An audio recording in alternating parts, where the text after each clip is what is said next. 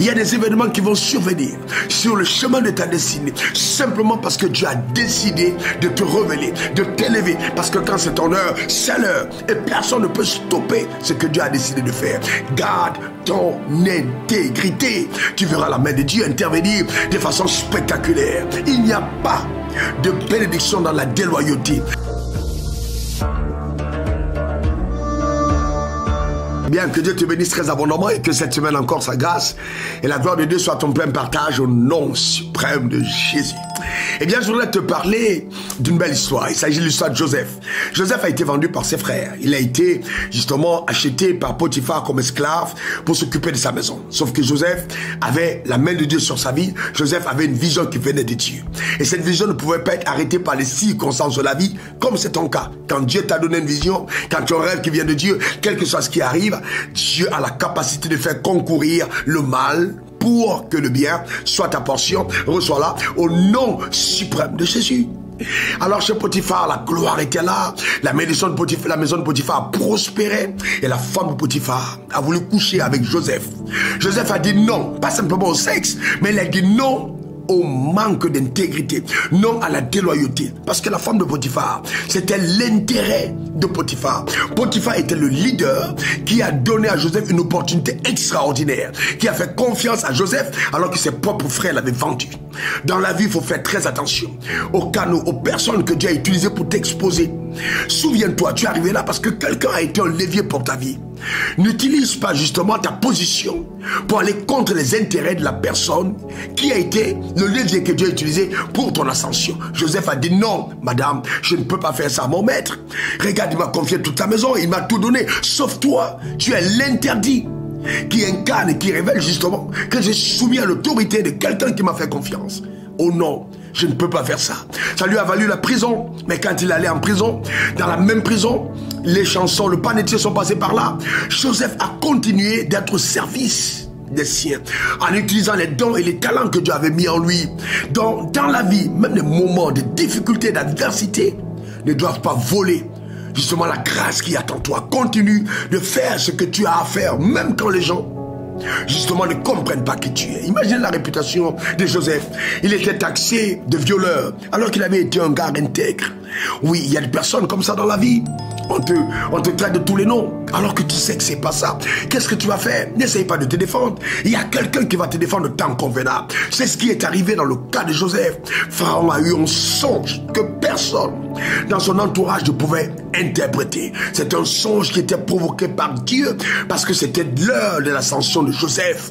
Personne en Égypte n'a été à même d'interpréter le songe. On est allé chercher Joseph. Je vois Dieu envoyer te chercher, quelle que soit la prison où tu te trouves. Cette semaine, les barrières vont être brisées, les limitations vont être renversées. Tu sortiras de là parce que Dieu a décidé de te délivrer et de t'amener justement au trône de ta destinée. Quand on a fait venir Joseph, Joseph a donné l'interprétation du songe avec l'assistance du Saint-Esprit. La sagesse de Dieu était avec lui. Dieu était avec lui. Oui, la vie est spirituelle.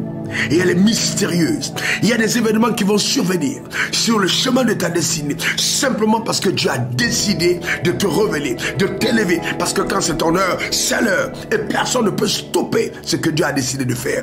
Garde ton intégrité. Tu verras la main de Dieu intervenir de façon spectaculaire. Il n'y a pas de bénédiction dans la déloyauté. Il n'y a pas de succès, voyez-vous, dans le manque d'intégrité. Non.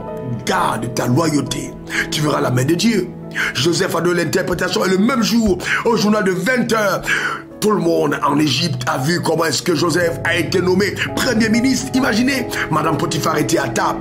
Potiphar était à table. Oui, on a nommé là le chef du gouvernement. C'était le même Joseph qui avait été trahi, qui avait été accusé injustement, qui s'est retrouvé sur le trône. Et de l'autre côté, la famine a commencé à frapper la Mésopotamie. Les frères de Joseph sont descendus en Égypte. Ils n'ont pas reconnu Joseph dans sa gloire, mais Joseph les a reconnus.